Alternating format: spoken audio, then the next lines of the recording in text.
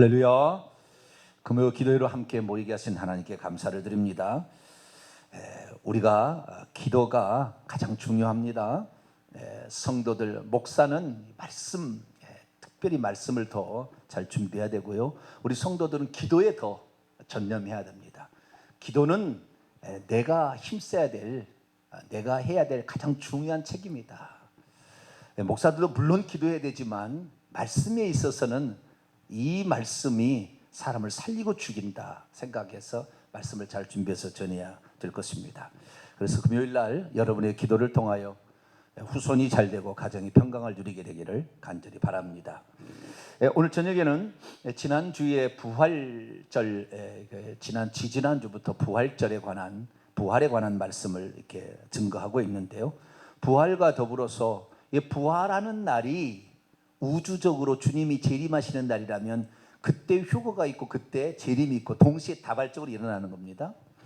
그런데 예수 그리스도께서 부활의 첫 열매가 되셔서 들어간 다음부터 믿는 성도들은 죽은 즉시 부활체를 입고 심판을 받아서 천국에 들어가고, 그리고 불신자들이나 죄를 지은 자들은 이 심판을 받아서 불못에 떨어지는 일이 일어나고 있는데 보이지가 않아요. 그것이 영원히 보이지 않아요. 근데 참 감사하게도 신방을 다녀보면 알게 됩니다. 죽을 무렵이 가까울 때 사람이 영안이 열리기 시작해서요, 천사를 보기 시작해요. 저승사자가 왔다 얘기를 합니다. 검은 이 어떤 존재가 이렇게 와요. 그걸 봐요. 빛의 어떤 존재가 온다는 걸 봅니다. 죽을 무렵이 되면 열리는 거예요. 그러니까 죽을 때는요, 영안이 열려서 가는 겁니다. 죽을 때는. 근데 그때까지는 그 하나님이 정해놓은 법칙인 것 같아요. 이 천사를 못 보게 돼 있다고요. 일반적으로 보편은 천사는 우리를 보고 있으나 우리는 천사를 못 보게 돼 있어요. 그래서 우리가 죽을 때 우리가 부활체를 입고 천국에 들어간지를 모른다 그 말이죠. 오늘날의 대한민국의 99.9%는 사람이 지금 죽으면 지금 부활체를 입고 지금 천국에 들어간다는 것을 모르고 있습니다. 교리가 그렇게 얘기하지 않고 사람이 죽으면 육체는 무덤에 가서 쉬고 잠자고 있고 그의 영혼은 천국에 있다가 예수 재림할 때 그 영혼이 와서 육체와 함께 결합해서 부활체를 입고 다시 천국에 들어간다, 이런 식으로 표현하고 있어요. 그게 아니에요. 육체는 흙으로 왔으니 흙으로 돌아가면 그대로 끝나지, 그거에서 다시 뭘 추려가지고 내 부활의 몸을 만들지 않아요. 부활체는 하나님께서 영의 몸을 입혀주시는데 그것은 하나님이 우리에게 주실 일이니까 그 부활을 입는 날 우리 모두가 다 눈을 탁 떴을 때 천군 천사가 나를 데리고 와서 천국으로 안내되어지기를 축원합니다. 자, 그러면 이 예수 그리스도께서 오실 때 어떤 모습으로 있어야 될 것인가, 이거 중요한 거 아니에요? 아니면 내가 죽을 때 그 눈을 떴을 때에, 영안이 열렸을 때에 천국으로 들어가려면 어떻게 해야 될 거냐? 어떻게 해야 될 거냐? 먼저는 내 죄를 다 사함을 받아야 됩니다.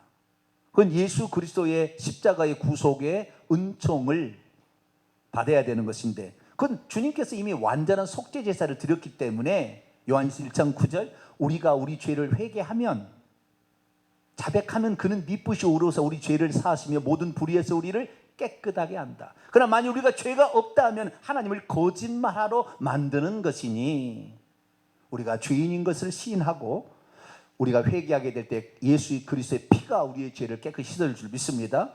예수 믿었다고 끝나는 게 아니라 늘 회개해서 오늘이라도 죽어도 이 죄가 나를 이 땅에 남기지 않도록, 나를 지옥의 문부 속에 쳐넣지 않도록 죄를 늘 맑게 씻기는 일을 해야 되겠고요.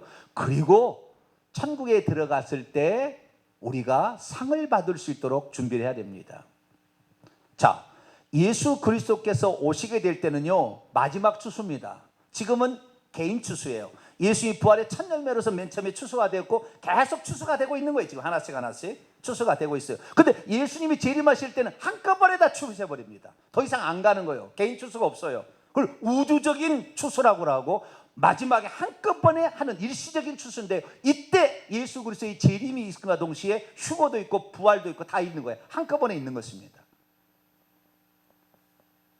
그런데 이와 같은 이 종말에 관한 교리들이 성경의 가르침대로 되어 있지 않았기 때문에 오늘날 자기가 신령하다는 많은 사람들이 재림에 대해서 잘못 판단해가지고 지금도 엉뚱하게 재림의 징조만을 향하여 달려가는 사람이 있는 것이죠.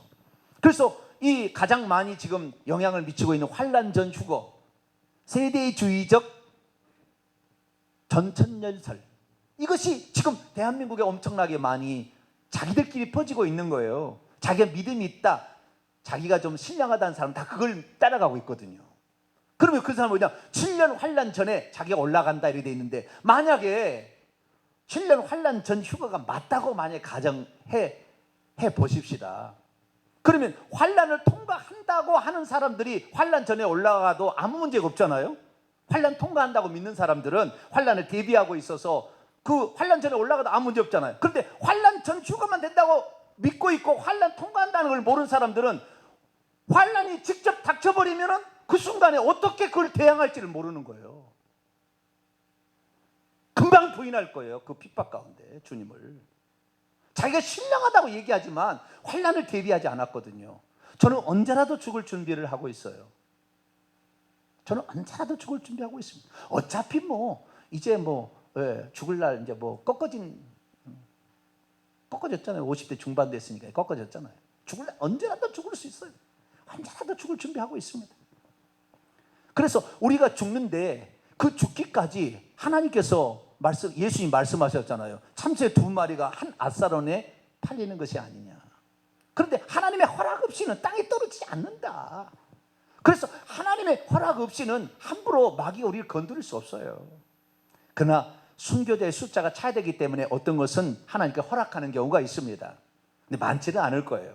그러나 어찌 됐든 간에 우리는 짐승의 치하에서 환난의 치하를 통과해야 되는 거예요. 통과한다고 이 믿음을 가지고 있어야, 통과 안 해도 아무 상관없다니까. 통과 안 하면은 그렇게 마음을 가지고 있는데, 만약에 환난 전 휴가가 100% 맞다 그럴지라도 환난을 통과한다는, 환난 후에 휴가가 된다는 이 믿음을 가지고 있어야 환난 전에 되든 환난 후에 되든 상관없이 항상 준비하고 있으니까 천국 갈 수 있겠지만, 그렇지 않고 환난 전 휴가를 믿었어요. 적그리스도가 오기 전에 휴가한다. 적그리스도가 오기 전에 나는 환난 안 받고 올라간다. 그런데 막상 그런 핍박이 닥쳐서 아주 죽이려고 손가락 끝에다가 이 대못을 박고 말이죠. 칼로 찔러서 후벼 파고 말이죠.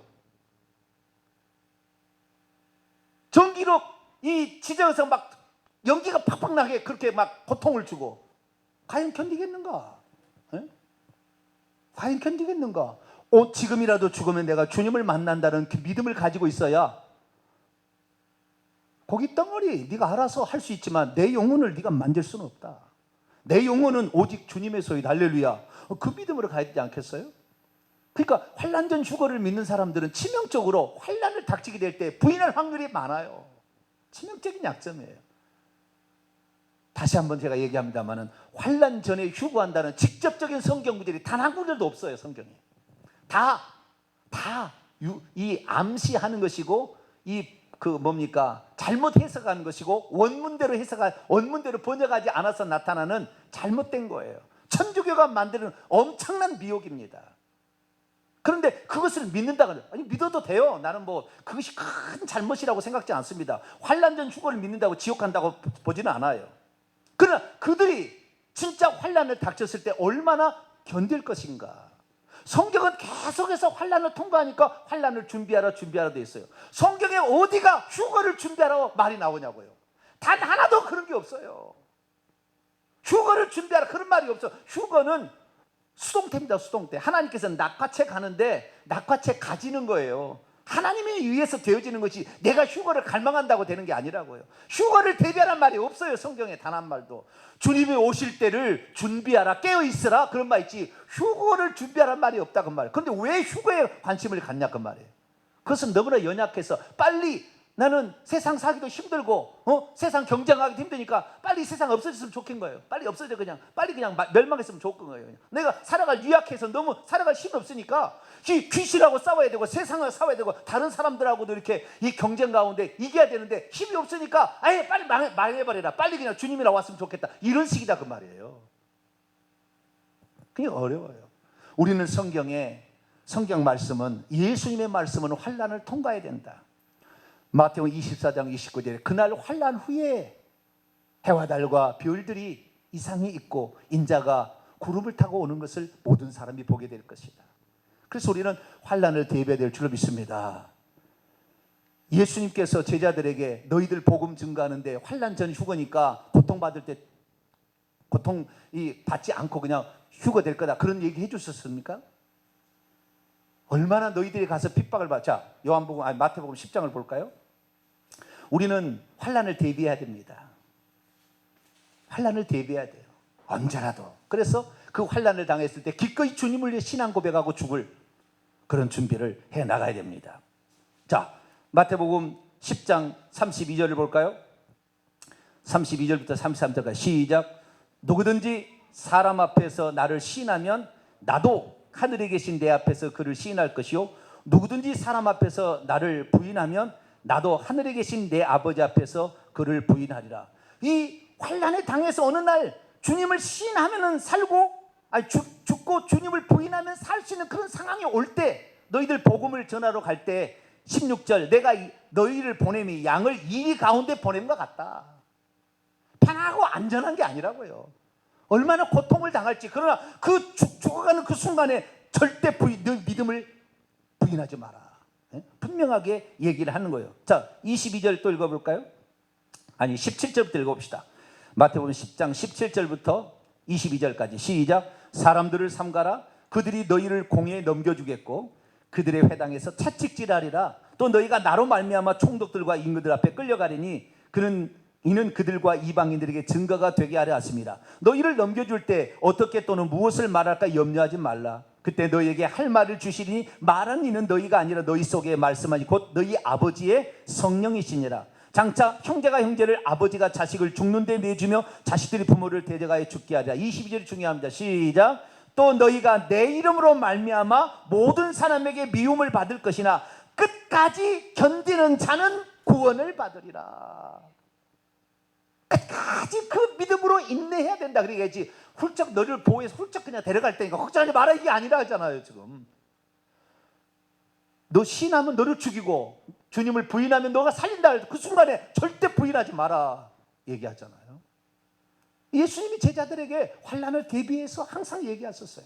마태복음 24장 넘어갑시다.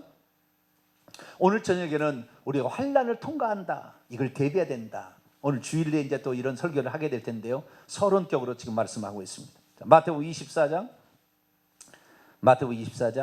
9절입니다. 9절 읽습니다. 시작. 그때 사람들이 너희를 환난에 넘겨주겠으며 너희를 죽이리니 너희가 내 이름 때문에 모든 민족에게 미움을 받을 것이라. 사실요, 제가요 예수 그리스도가 하나님이라고 얘기하는 것 때문에 얼마나 많이 핍박을 받는지 몰라요. 예수님이 하나님의 아들이라고 하면 핍박을 안 해요. 저를 핍박 안 한다니까요. 근데 예수님 하나님이라 하니까 핍박을 해. 예수님만 구원자라고 하니까 종교 통합이 안 되는 거예요. 근데 예수님만 구원자라고 하니까 이 다른 사람들이 안 좋게 보는 거예요. 그래서 만약에 나중에 이 예수 그리스도를 믿는 사람을 핍박해서 죽이면 아마 유튜브에 이미 다 데이터베이스가 다 들어갔기 때문에 아마 1순위로 아마 뽑혀갈 것 같아요. 제가 1순위로 뽑혀갈 것 같아요. 근데 여러분, 제가 뭐 뽑혀간다 해서 너무 슬퍼하지는 마세요.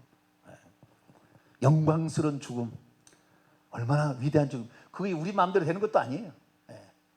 자기가 그렇게 되고 싶다고 되는 것도 아닙니다. 하나님에 의해서 되어지는 그 영광스러운 죽음을 내가 맛볼 수 있다. 근데 가끔가다 생각해 봐요. 주기철 목사님이 그 일제시대 때 이 못을 다 이렇게 거꾸로 박아놓고 해놓고 그 위에 걸어가라 했는데 내가 지금 걸어가면 그렇게 걸어갈 수 있을까? 생각할 때마다 좀 아찔합니다. 아찔해요. 그렇게까지 안 하겠지. 생각은 하지만 아찔해요. 그래도 우리가 예수님께서 말씀하신 것은 끝까지 견디는 자가 구원을 받는다, 그렇게 얘기했다고 말해요. 바울은 안 그랬을까요? 자, 사도행전 14장을 볼까요? 사도행전 14장. 우리가 하나님 나라에 들어가려면 그냥 훌쩍 고통도 없이 들어가냐, 그거 아니에요. 사도행전 14장 22절을 읽겠습니다. 사울을요 돌로 쳐서 죽인 줄 알고 내쳐서 던져놨는데 다시 살아나서 한 얘기예요. 살아나서 제자들에게, 그 동료들에게 하는 얘기입니다. 22절 있습니다. 시작. 제자들의 마음을 굳게 하여 이 믿음에 머물러 있으라 권하고, 또 우리가 하나님의 나라에 들어가려면 많은 환난을 겪어야 할 것이라. 하나님 나라에 들어가는데 환난을 겪지 않는 게 없다 그 말이에요. 마태복음 24장의 환난은 크게 두 가지입니다. 크게 하나는 자연적인 환난이에요. 우리가 죄를 지음으로 말미암아 하나님께서 자연계를 통하여 주시는 기근, 전염병, 그 다음에 그것도 안 되면 전쟁까지, 이렇게 해서 자연적인 재난 어떤 것과 그 다음에 전쟁으로 죽어가는 거예요. 그러나 두 번째 환난인데 이것은 핍박과 미혹이에요. 환난이 핍박과 미혹입니다. 하나는 이 핍박에서 그 믿음을 갖지 못하는 것, 하나는 미혹에서 속게 하는 거예요. 그래서 이 환난의 치하에 들어가게 되는데, 이 자기가 미혹받아서 잘못된 길로 가면은 하나님께서 깨닫게 하도록 하기 위해서 반드시 어떤 징조를 보여줘요.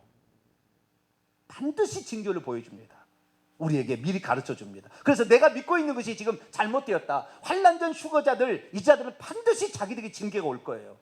어느 날 알게 될 거예요. 그러나 그동안 믿어왔던 것을 포기하지 않으려고 계속 그 길을 간다면 그 길은 그 길 가야 되겠지만, 저는 단연코 얘기합니다. 환난전 휴거, 성경과 반대되는 얘기를 하면 반드시 개인적으로 하나님이 징계할 거예요.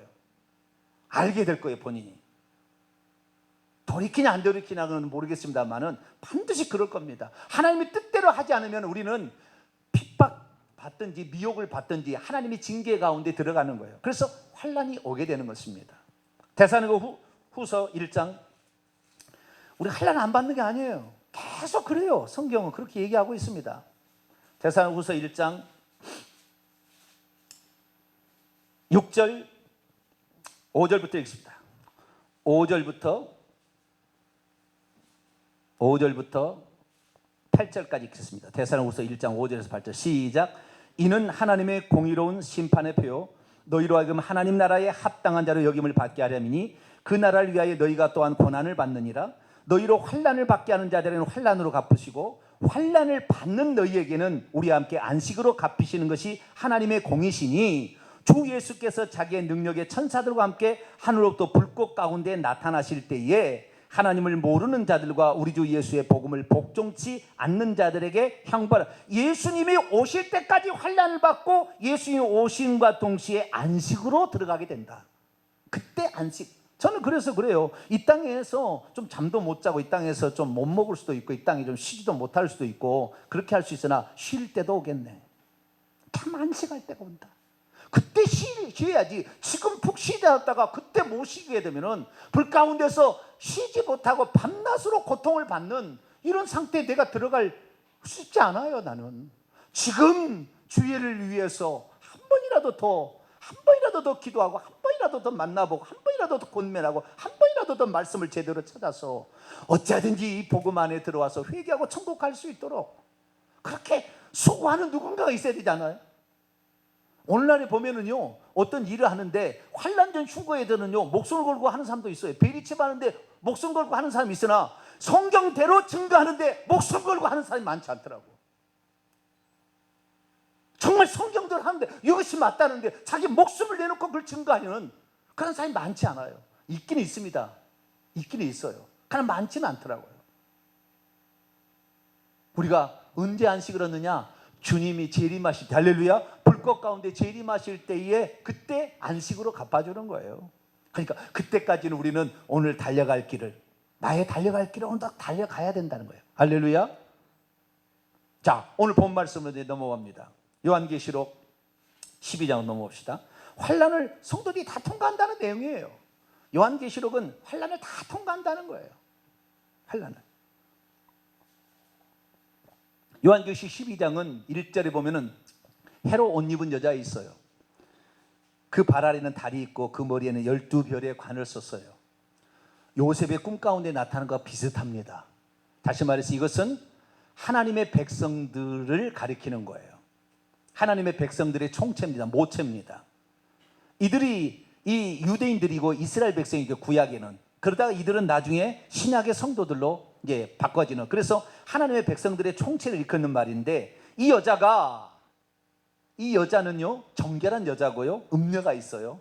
또 하나가 정결한 여자가 있는데요, 이 여자가 아이를 베어 해산하게 됩니다. 아파트에서 부르짖는데 용이 이 여자가 아이를 낳게 되면 이걸 죽이려고 하는데, 이 철장으로 만국을 다스릴 남자는 계시록 2장에 보면은 예수님이에요.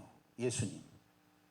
철장으로 만국, 19장도 나와요. 철장으로 만국을 다스릴 남자, 아이, 예수님을 말하는 거예요. 예수님을 낳는데 예수님을 죽이려고 했는데요, 5절 보세요. 여자가 아들을 낳은데 장차 철장으로 만국을 다스릴 남자라 그 아이를 하나님 앞과 그 보좌 앞으로 올려갔어요. 그냥 올려가 버리니까 이 아이를 죽이면은 메시아를 죽여버리면은 구원이 없을 줄 알고 모든 일을 동원했는데 그만 그것을 놓쳐버린 거죠. 그러자 이제 그 아이를 낳은 그 여자를 핍박합니다. 이 여자는 하나님의 백성들을 산출하는 경건한 하나님의 사람들이겠죠. 이런 사람들을 핍박을 하는 거예요. 그런데 이 핍박을 할 때 6절 보세요. 그 여자가 광야로 도망하며 거기서 1260일 동안 그를 양육하여 하나님께서 예비하신 것이 있더라. 광야로 도망을 치게 됩니다. 어떻게 도망을 치느냐? 자, 13절도 봐봐요. 용이 자기가 땅으로 내어쫓긴 것을 보고 남자를 낳은, 그 남자 아이를 낳은 여자를 박해하는지라 그 여자가 큰 독수리의 두 날개를 받아 광야 자기 곳으로 날아가 거기서 그 뱀의 낯을 피하여 한 때와 두 때와 반 때, 한 때는 1년, 두 때는 2년, 반 때는 반년, 그러니까 3년 반이죠. 3년 반인데요, 3년 반을 달로 계산하면 42달이고 일수로 계산하면 한 달을 30일로 계산하면 1260일입니다. 그래서 12장 6절에 나와 있는 그 여자가 1260일 동안 양육받더라. 14절 한 때와 두 때와 반 때를 양육받아, 똑같은 얘기예요. 아시겠죠? 똑같은 얘기예요. 자, 여기서 뭐냐면 이 여자가 나중에는 여자의 남은 자손이 있어요. 그러니까 여자의 후손들이 있는데 이 여자의 후손들은 결국 교회가 되는 겁니다. 이 여자가 교회를 낳을 거니까. 그 교회가 어떠느냐? 17절 보세요. 17절, 12장 17절 있습니다. 시작. 용이 여자에게 분노하여 돌아가서 그 여자의 남은 씨 곧 하나님의 계명들을 지키며 예수의 증거를 가진 자들과 더불어 싸우려고 바다 모래 위에 서 있더라. 결국에 이 용은 계속해서 하나님의 백성들을 핍박합니다. 어차피 메시아가 못 오게 막았는데 막을 수가 없었어요. 그럼 메시아는 사역을 하고 올라가 버렸어요, 천국으로. 그러니까 이제 그 남은 백성들 예수 믿고 하나님의 계명, 10계명이잖아요. 10계명을 지키며, 오늘날의 개신교 10계명을 잘 지키는 얘기 안 합니다. 우리는 성경대로 해야 돼. 예수님께서 마지막에 어떤 사람들이 하나님의 백성들이 되느냐? 하나님의 계명을 지키고 뭐요? 예수의 증거를 가진 자들이다. 그래서 우리는 행함으로 그 믿음이 온전케 되는 거예요. 내가 우상숭배를, 예수 믿었는데 우상숭배를 했다, 지옥 가는 것입니다. 우상숭배 하지 말아야죠. 우상숭배 한 죄를 회개해야 되겠죠. 그래서 십계명을 지키며 이런 자들을 계속 핍박하는 거예요. 그런데 짐승이 올라와서 핍박을 합니다. 13장 1절을 보니까 모래 위에 이 바닷가 모래에 한 짐승이 나오는데 뿔이 여리고 머리가 7인 적그리스도라고 이제 일컬어지는 바다에서 올라오는 짐승이 있는데 세상 제국입니다. 사자와 곰과 표범, 이 바벨론과 메데와 바사와 헬라 제국으로, 넷째 짐승, 이가 이로 부서뜨리고 엄청 강한 짐승, 로마 제국인데 이런 제국의 왕들이 나타났어. 바벨론의 느부갓네살, 메디아 바사의 고레스, 헬라 제국의 알렉산더, 로마의 치하에 있을 때는 네로 황제가 처음, 도미시안 황제가 두 번째에서 기독교들 예수 믿는 사람을 핍박해서 죽이는 거예요. 왜? 이 용이 땅속에 내어쫓겨가지고 천년왕국 동안 이 예수님 당신에 있었으나 십자가상에서 예수님을 죽이는 것을, 불법을 저져 죄 없는 분을 죽여서 결국에 땅속에 무적행에 갇혀 있거든요. 그래서 다른 자기의 2인자 3인자를 귀신들을 올려보는데 그들이 이제 핍박을 하는 거예요. 올라와가지고 이 땅에서 올라오는 짐승도 그 천사들에 의해서 지배당하는 세상 제국의 왕들입니다. 이 자들이 핍박을 하는 거예요, 예수 믿는 사람들을. 사드락 메삭 아벳느고 불못에 집어넣자 우상숭배 안 한다고. 그 우상숭배하면 666표가 찍히는 거예요. 666표가 적그리스도에 속한 사탄의 표가 찍히는 거죠. 그걸 거부한 거죠. 그러면 어떻게 하느냐? 그 짐승들이 예수 믿는 사람들을 그럼 어떻게 하느냐? 죽이는 거예요. 자, 14장 가봐요. 죽이는 거예요. 12절 읽습니다. 시작. 성도들의 인내가 여기 있나니 그들은 하나님의 계명들과 예수에 대한 믿음을 지키는 자니라. 성도들의 인내가 여기 있는, 그 짐승의 치하에 계속 있는 거예요. 훌쩍 올라가는 게 아니라고요. 짐승 적그리스도가 나타나는데도 성도들이 있는 거예요, 그 안에. 그래서 계속해서 핍박이 있는 거예요. 우리는 끝까지 믿음을 지키다가 천국 가야 되는 거예요. 훌쩍 가는 게 아니라고요. 그들이 어떻게 하느냐, 죽인다니까요. 13장 넘어갑시다. 13장 7절 읽습니다. 시작. 또 권세를 받아 성도들과 싸워 이기게 되고 각 족속과 백성과 방과 나라를 다스리는 권세를 받으니. 15절, 또 그 밑에 15절 시작. 그가 권세를 받아 그 짐승의 우상에게 생기를 주어 그 짐승의 우상으로 말하게 하고 또 짐승의 우상에게 경배하지 아니하는 데는 몇이든지 다 죽이게 하더라. 죽을 수도 있어요. 다 죽는 건 아닙니다. 열흘 동안 환난을 받으리라. 일시적인 거예요. 예. 그래서 하나님께서 그 빌라델비아 교회는요, 환난으로부터 지켜준다 그랬기 때문에 다 핍박받지는 않을 거예요. 너무 염려하지는 않으셔도 돼요. 그러나 중요한 건 뭐냐, 모든 사람이 다 환난을 통과한다는 거예요. 여기에 이 여자가 계속해서 짐승의 그 박해 아래 놓여 있는 상황을 그대로 말해주고 있다고 말해요. 바다에서 올라온 짐승이든지 땅에서 올라온 짐승, 거짓 선자든가 이들에 의해서 핍박을 받고 고통을 받는 것이 성도들의 삶인 것이지, 그냥 환난 전에 적그리스도, 짐승이라고 표현되는 적그리스도 전에 올라간다는 건 그거 아니라 그 말이에요. 그런데도 자기들이 믿고 싶은 대로 믿는 거예요. 믿고 싶은 대로. 그럼 왜? 그럼 이거 성도들은 뭐냐? 교회가 아니랍니다. 교회가 아니래요. 그냥 성도 개인이라는 거예요. 그래서 교회는 올라갔는데 어떤 몇몇 성도가 남겨진 사람들이 핍박을 받는 거다. 그런 식으로 둘러서 얘기를 합니다. 둘러서 얘기를 하는 거예요. 얼마나 웃긴데요. 네? 얼마나 성경을 곡해하고 얼마나 그럴싸하게 해석하는지 사람들이 다 속아 넘어가는 거예요. 네? 말세에 7년 대환란이 왜 오느냐? 적그리스도가 성전에 앉아서 자기를 하나님이라는 데살로니가후서 2장 4절 5절 말씀에 따라서 자기가 성전에 앉아서 하나님이라 한다면 성전이 지어진다는 거예요. 그래서 예루살렘의 제3의 성전이 지어진다. 지금 파괴됐어요. 70년에 파괴됐으니까 지어진다는 거예요. 그 왜 그러냐면 유대인들을 구원하려고 그런다는 거예요. 그래서 유대인들을 구원하려면 교회가 일시적으로 자리를 비켜주는 것이 환난 전에 휴거돼서 공중에 혼잔치를 하는 것이고, 이 땅에서는 7년 대안에 남겨진 몇몇의 사람, 그리스도인들을 교회가 있고 유대인들을 구원하기 위해서 한다는 거예요. 유대인들만을 구원을 위하여 하나님께서 교회를 피워줘요? 예수님께서 요한계시록 2장 3장에 7개 교회에 편지를 보내라고 그랬어요. 유대인들에게 보내라고 하지 않았습니다. 그 7개 교회 가운데 유대인들은 핍박자로 등장하고 있습니다. 핍박자로. 지금도 유대인들은 예수 그리스도를 믿는 사람을 18번째 기도 제백 저주하는 기도를 지금도 하고 있어요. 기독교인들을. 예수님을, 하나님을 안 믿는다 그 말이에요. 지금 예수님께서 분명히 얘기했어요. 교회가 이 에베소부터 이 라오디게아 교회까지 교회 시대로 끝나는 거예요. 뜨뜻미지근하는 이 시대로 가서 끝나는 거예요. 이것을 그대로 보여준 거예요. 유대인들은 역사의 전면에 절대 등장하지 않을 거예요. 그런데 오늘도 지금도 유대인들이 역사의 전면에 등장할 날이 적그리스도 치하다. 예? 그렇게 하면서 그렇게 사람들을 미혹하고 제3의 성전이 세우니까 그렇게 미혹하고 있는 거예요. 시간만 낭비해요. 시간만.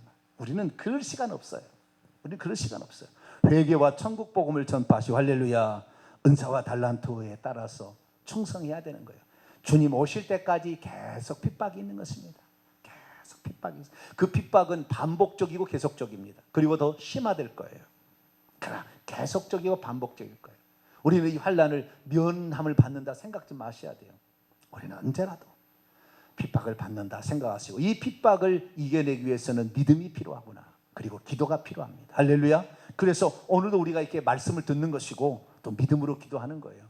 인내하는 자, 그 핍박을 견디는 자가 결국에 달려갈 길을 다 마치고 하늘에 주시는 상급을, 면류관을 받게 되는 것입니다. 그때까지 우리가 이 환난적 훌쩍 올라가는 거, 이거 정말 어쩌면 얄팍한 그런 생각인데요.